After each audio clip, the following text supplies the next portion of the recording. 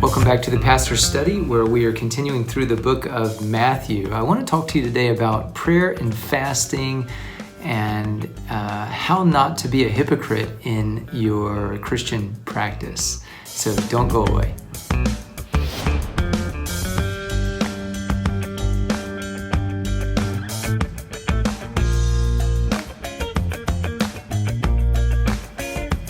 Hi, I'm Stuart Perry. I'm the pastor at New Life Community Church in beautiful but chilly Burlingame, California. We are a church that is absolutely convinced that a personal relationship with God is possible through Jesus Christ. We've experienced it, we've seen it happen to other people, and because it has such a profound effect both on our lives right now and our life eternal, we are committed to pursuing that relationship with creativity, courage, passion, all that is good, with anybody and everybody who would want to join us in that journey, whether you're just beginning or whether you're up on a mountaintop someplace meditating blissfully in some sort of Zen. We're also committed to pursuing those relationships or that relationship with God with humility, because pursuing it with any kind of arrogance or self-righteousness does a huge amount of damage both to the human soul, to families, neighborhoods, and entire communities. We've seen that, you've seen it. So if that's something that's interesting to you, hit the subscribe button, turn on those notifications so that whenever we publish a new sermon or Bible study or some other kind of content, you will be one of the first to know. So we've been going through the book of Matthew, and today we're in Matthew chapter 6, and Jesus gives sort of three examples of spiritual things that you can do, and they're common to all religions as far as I know. Almsgiving, giving to support the poor, prayer, and then the one that we're looking at today is fasting. And with each one, Jesus kind of says, look, I want my disciples, I want my followers to do these kinds of things too, but I want you to do them differently than the way we see a lot of people in the other religions doing them. And the more I've read through this and thought about it, I don't really think his criticism is so much about the people being in other religions. He's just pointing to human ways that these practices go wrong. And so another good example of that is verses 16 to 18 when he talks about fasting. And he says this, look, when you fast, and fasting is technically abstaining from food for a certain amount of time. It's an act of worship.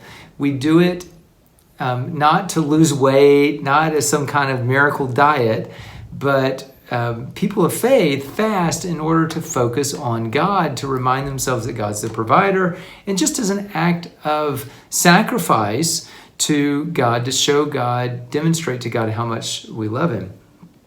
So Jesus wants his followers to do this too. This is not a very commonly practiced aspect of the Christian faith today. You know, our idols are the golden arches and pizza joints and stuff like that. And so those are like the key idols in our world sometimes. And so fasting, withdrawing, withholding from that is that we're a self-indulgent people, right? But Jesus assumes that we're going to fast. He says, when you fast, don't look somber as the hypocrites do. In other words, don't put on your sad face and post on Instagram how you're fasting and praying and it's so difficult. I remember as a kid, a friend of mine's church, my church didn't do these kinds of things, but a friend of mine's church had called the whole church to fast and pray for a Saturday.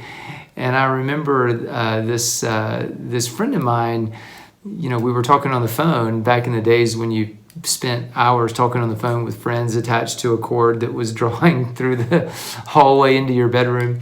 And I remember that, you know, this friend just kept talking about how the church was fasting and praying and how he was so hungry and how he just couldn't wait for the sun to go down so he could have a meal and so on and so on. Don't do that. When you fast, don't look somber as the hypocrites do, for they disfigure their faces to show others that they are fasting. And I wonder, it's not just that they're hungry, but they're like trying to make themselves look more hungry to gain more sympathy. That's the key. That's why they're hypocrites. Jesus says, truly I tell you, they've received their reward in full. So the sympathy and the spiritual patting on the back that they get from people is their reward. But when you fast, put oil on your head and wash your face. In other words, take a shower, put your makeup on, dress okay, put a smile on your face.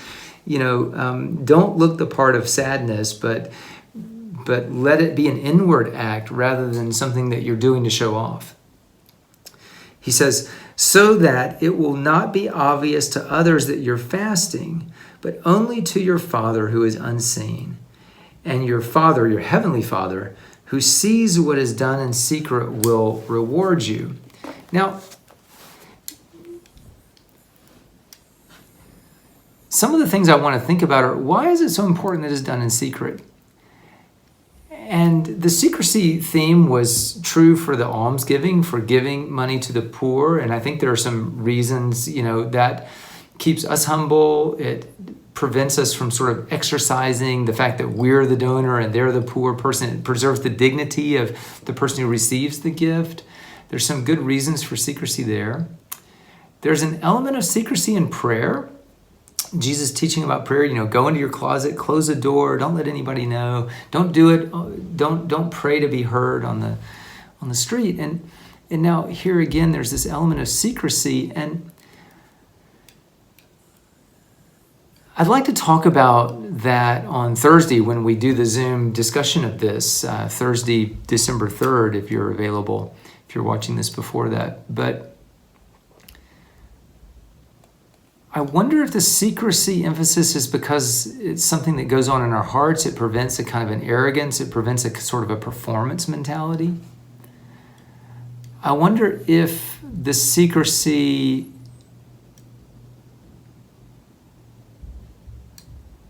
I think about why that might have been so important. And then what is this aspect of reward? Like there's the reward that you get if you do it in front of people and everybody's impressed with you and they're, admiring you and stuff like that. So what is the reward that God gives when we do it?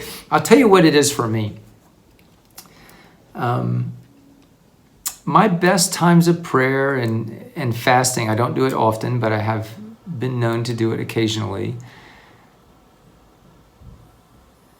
When it's done in secret, so it's not part of a church program, it's not part of my job to stand up in front of people and pray or to lead the way in a fast, but when it's done in secret, there is a spiritual benefit, a kind of a wholeness, I don't know that I can explain it. There is a spiritual satisfaction in having done something for God that only you and God know about.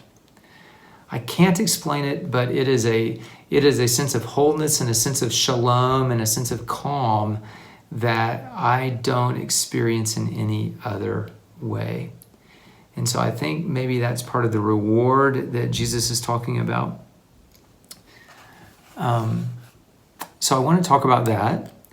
And then the final thing I'd like to talk about is in an age of where we're trying to draw other people to Christ, how do you practice your spirituality so that others don't see when some big part of the goal of Christianity is to put your lamp on a hill and let other people see your light so they might be attracted to God in the same way that you are?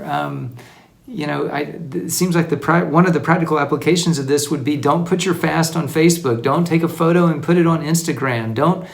Don't draw attention to yourself. And yet, I think we feel like, and maybe that betrays a flaw in our evangelism, is that so much of our evangelism in the modern world is drawing attention to what we are doing. So think about those things. Look forward to having a discussion about this on Thursday night. If you can't attend then, feel free to leave a comment or questions or thoughts about these things in the comments on the YouTube video. Have a great day. God bless.